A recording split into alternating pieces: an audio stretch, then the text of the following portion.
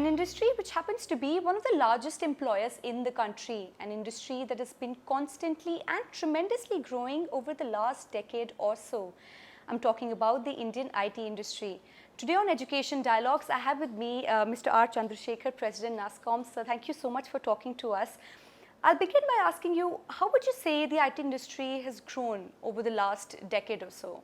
The industry has grown tremendously in terms of its reach, apart from the fact that it's now a $132 billion industry, 146 if you include e-commerce in that.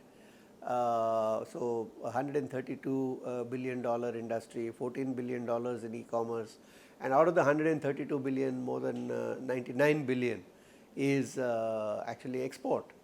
And it's to 80 countries across the world. So this is truly, truly global, the industry.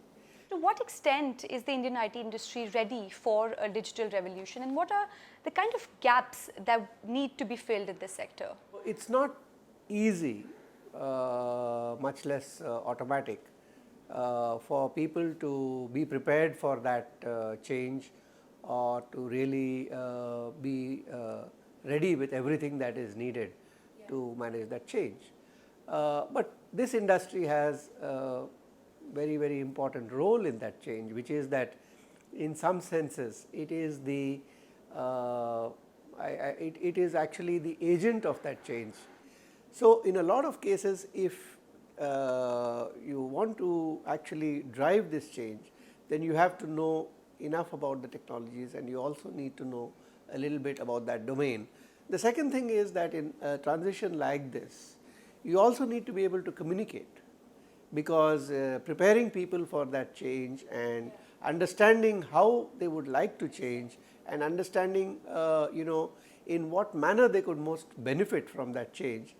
So these skills, as would be obvious from what I have just said, are slightly more multidimensional than the conventional thinking that there will be a unidimensional skill required. I need to know Java or C++, or I need to know this programming, and then I just get into a job and do the job. So that's a big qualitative shift, and getting ready with that kind of workforce is a challenge all across the world, as it is in India as well. So apart from the skills that you just mentioned right now, what else is the industry expecting from the future generations to come? Young people, almost by definition, question the status quo. If you didn't question the status quo, then you should revisit your youth. But this is a great way of actually changing the status quo for the better, using the power of modern technology. But there is one further step which increasingly younger and more imaginative and more energetic people are looking at, is to go down the entrepreneurship route and go down the innovation route and say, look, I have this great idea, and I am not waiting for some company to hire me to do this. I am actually going to go out and create that product myself. I am going to go out and make this happen, and I am going to actually make my niche in this particular segment. What's more interesting is that some of the best and brightest minds are headed in this direction, as opposed to the past, where the brightest always wanted to get whatever was the best paid job in the government at one point in time, in the private sector at another point in time, or in research or academic institutions across the world at some other point in time. This is a very big shift, because it's a big change from the traditional Indian mindset, or the traditional middle class mindset, which is a little more averse to risk taking and likes to play it safe. So I think we are witnessing a very new development and a very new force which has been unleashed in our society. Entrepreneurship is another area where Nasscom is keen to focus on. Tell us about the kind of plans that you have to promote entrepreneurship in the country. Well, Nasscom has for the last couple of years been running a program which was launched 2 years ago, called the 10,000 Startups Program, which was aimed at creating 10,000 startups by 2025, in about 10 years' time. And that program has been extremely successful. It involves helping entrepreneurs, not just in terms of helping them to mobilize funding from venture capitalists and angel investors, but also to get mentorship, to get space in the form of incubation or warehouse space, and which also allowed a lot of such young people to come together, where there was a lot of informal learning from each other. Apart from that, we have also been working with a number of state governments, because as all of us know, India is a country of subcontinental proportions, and in a country like this, entrepreneurial spirit, which has been a very traditional Indian virtue, is spread all across the country. And it is too much to expect that in a country of India's size, all of them will flock to one location.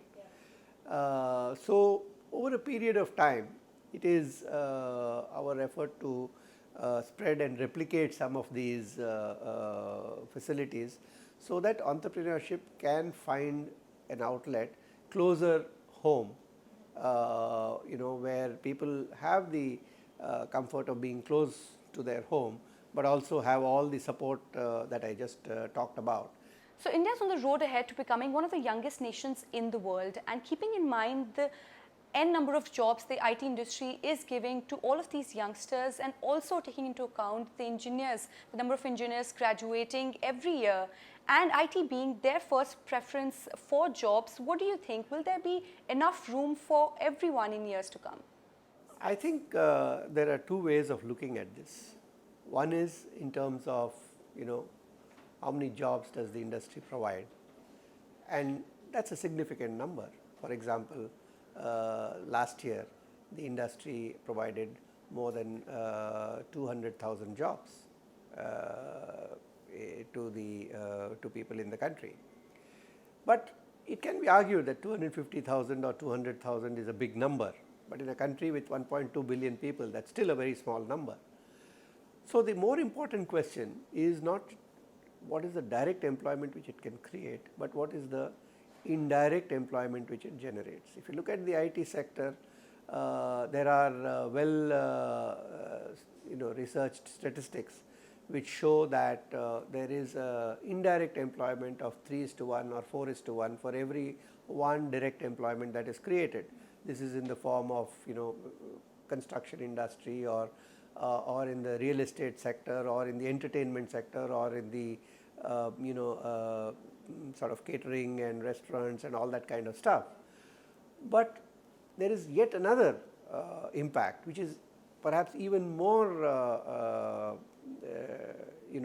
which is much bigger in terms of its impact, and that is the kind of multiplier effect that it has on the economy. And I think whether it is in the area of IT or in telecom, we should really be targeting that multiplier and doing whatever we can to get there as quickly as possible, and to move in that direction to create these opportunities. So my final question, in years to come, how do you see the industry growing, and what really is it expecting from India's young?